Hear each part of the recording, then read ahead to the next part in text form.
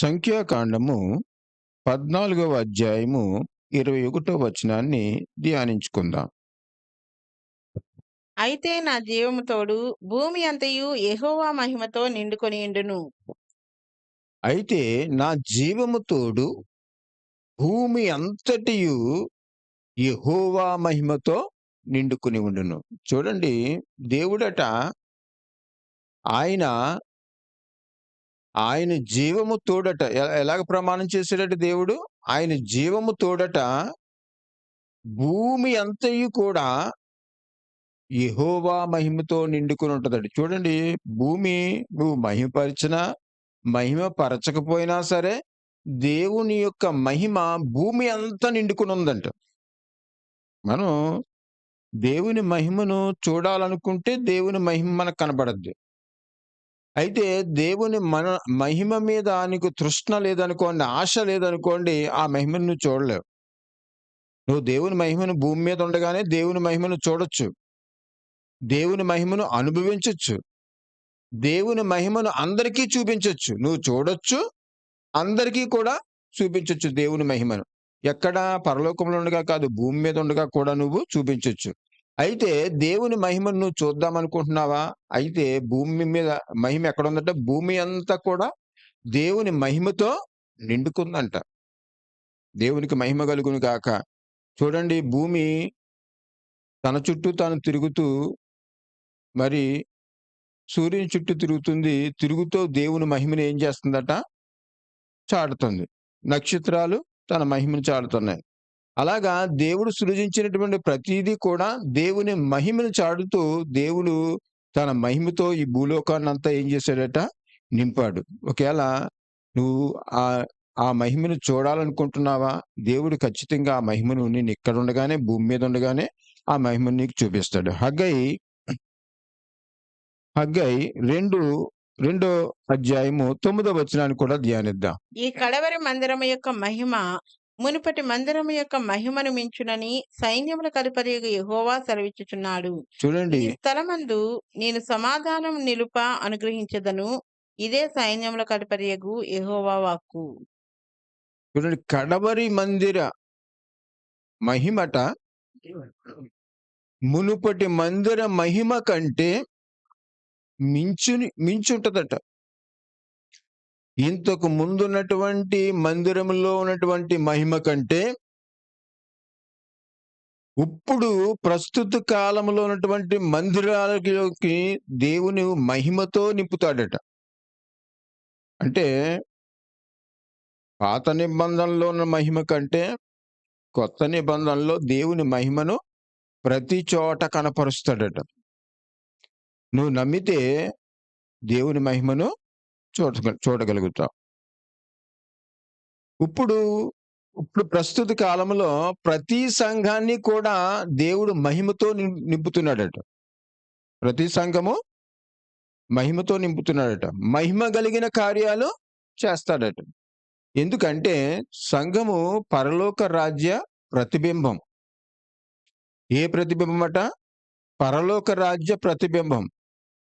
పరలోకంలో వ్యాధి ఉండదు, పరలోకంలో శోధన ఉండదు, పరలోకములో ఇబ్బంది ఉండదు. పరలోకములో అదే మహిమ సంఘములో కూడా, భూమి మీద సంఘములో కూడా ఆ మహిమను దేవుడు చూపించాలనుకుంటున్నాడట.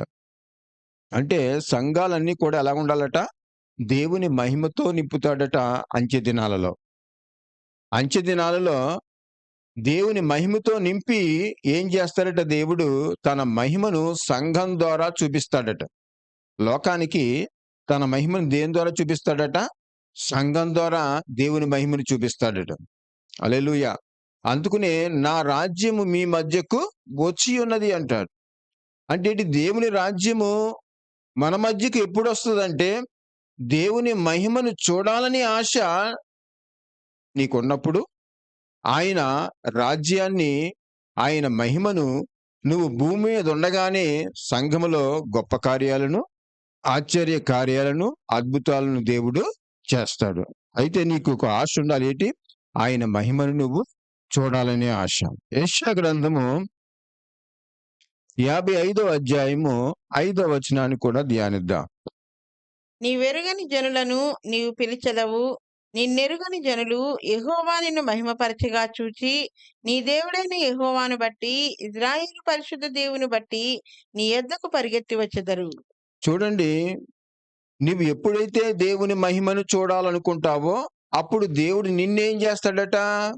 మహిమపరుస్తాడట. నువ్వు దేవుని మహిమను చూడాలనుకున్నావనుకో, ఈ భూమి మీద భూమి అంతా నిండుకున్నటువంటి దేవుని యొక్క మహిమను నువ్వు చూడాలనుకున్నావనుకో, ఆయన ఏం చేస్తాడట? ఆ మహిమను జనముల ముందు ఆ మహిమను ప్రత్యక్షపరుస్తాడట. దేవునికి నిన్ను ఎరగని జనులు యెహోవా నిన్ను మహిమపరచగలది. నిన్ను యెహోవా దేవుడు ఏం చేస్తాడట? నువ్వు మహిమను చూడాలనుకుంటే దేవుడు నిన్ను మహిమపరుస్తాడట. అప్పుడు నిన్ను ఎరగని జనం వచ్చి నిన్ను చూచి, నీ దేవుడైన యెహోవా ఇశ్రాయేలు దేవుని పరిశుద్ధ దేవుణ్ణి బట్టి నీ యొద్దకు పరిగెత్తుకుంటా వస్తారట. ఆ మహిమను నువ్వు చూడాలనుకుంటే, అంటే భూమి మీద ఉండగానే నువ్వేమనుకోవాలి? దేవుని మహిమను నేను చూడాలి. దేవుని మహిమను చూడాలి అనుకున్నప్పుడు దేవుడు నిన్ను ఏం చేస్తాడట? మహిమపరుస్తాడట. ఎవరిని మహిమపరుస్తాడట? నిన్ను చూడాలి, దేవుని మహిమను చూడాలనుకున్న దేవుడు నిన్ను మహిమపరుస్తాడట. ఎవరినట? నిన్ను ఎరగని జనం మధ్యన దేవుడు నిన్ను మహిమపరుస్తాడట. దేవునికి మహిమ కలుగును గాక. అందుకని భూమి మీద ఉండగానే నువ్వు దేవుని మహిమను చూడటానికి ఏం చేయాలట? ప్రయాసపడాలి, ఇష్టపడాలి. ఎప్పుడైతే నువ్వు ఇష్టపడతావో దేవుని మహిమను చూపిస్తాడు. హల్లెలూయా. యెషయా గ్రంథము 58వ అధ్యాయము 10వ వచనాన్ని కూడా ధ్యానిద్దాం. ఆశించిన దానిని ఆకలిగొనిన వానికిచ్చి, శ్రమ పడిన వానిని తృప్తిపరిచిన ఎడల చీకటిలో నీ వెలుగు ప్రకాశించును, అంధకారము నీకు మధ్యాహ్నం వలె ఉండును. చూడండి, నువ్వు ఎవరన్నా ఆశించినది వాళ్ళకు నువ్వు ఇచ్చి, శ్రమ పడిన వారిని నువ్వు తృప్తిపరిస్తే నీ చీకటి ఎలాగుంటదట? చీకటిలో నీ వెలుగు ప్రకాశిస్తుంది. ఎలాగా? చీకటిలో నీ వెలుగు ప్రకాశించడం ఏంటి? చీకటిలో వెలుగు ప్రకాశిస్తుందా? ప్రకాశించదు. కానీ దేవుడి మహిమ నీ మీద ప్రకాశిస్తుందట. ప్రకాశించటం వల్ల నువ్వు చీకటిలో ఉన్నా సరే అక్కడ ఎలాగుంటదట? వెలుగ్గా ఉంటదట. కనుక దేవుని మహిమను నువ్వు చూడాలనుకుంటే ఈ భూమి మీద ఉండగానే దేవుడు తన మహిమను ఏం చేస్తాడట? చూపిస్తాడు. చూపించి అన్యజనులకు ఎదుట, నిన్ను ఎరగని ప్రజల ఎదుట దేవుడు నిన్ను మహిమపరుస్తాడు. గొప్పగా నిన్ను దీవిస్తాడు, ఆశీర్వదిస్తాడు. కనుక ఆయన మహిమను చూడటానికి మనం ప్రయాసపడదాం. ఆయన మహిమను చూసి మనం సంతోషిద్దాం, ఆనందిద్దాం, ప్రార్థన చేసుకుందాం. పరిశుద్ధుడా, నీకు వందనాలు. ప్రేమ కలిగిన యేసుక్రీస్తు ప్రభువా, నీకు స్తుతులు స్తోత్రాలు తెలియపరుస్తున్నా. ఇదిగో నాయనా, ఎవరైతే నమ్ముతారో దేవుని మహిమను, వారు ఈ భూమి మీద ఉండగానే ఆయన మహిమను చూస్తారన్నావు. ఈ భూమి అంతా కూడా యెహోవా మహిమతో నిండుకుందని, నా జీవము తోడని దేవుడు సెలవిచ్చాడు. కనుక ఈ భూమి మీద ఉండగానే ప్రజలందరూ కూడా దేవుని మహిమను చూసి ఆశీర్వదించబడి ముందుకు కొనసాగేలా సహాయం దయచేయండి.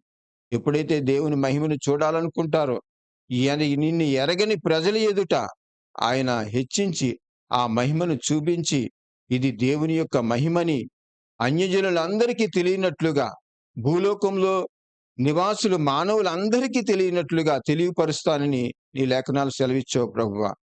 ఎందరైతే ఈ వాక్యాన్ని విన్నారో తండ్రి, నీ మహిమను చూసేటటువంటి తృష్ణ, ఆలోచన, మనస్సు బిడ్డలకు దయచేయండి దేవా. ఆ మనస్సును వారికి కలిగించి బిడ్డలను దీవించి ఆశీర్వదించమని యేసు నామములో ప్రార్థిస్తున్నాం తండ్రి. ఆమేన్. God bless you.